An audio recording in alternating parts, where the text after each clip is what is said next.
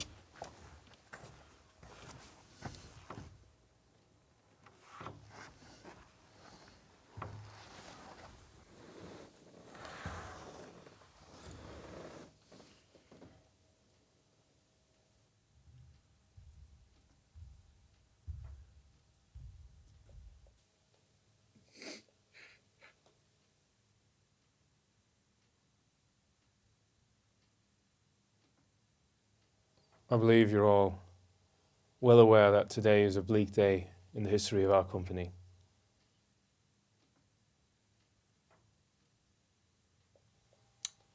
Our productivity has declined by 10%.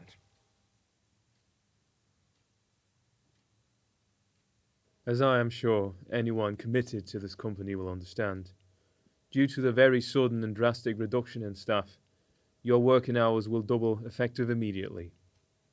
Furthermore, we will be able to increase efficiency by completely eliminating break times in the future. To optimize our revenue, this measure will also be accompanied by a pay cut.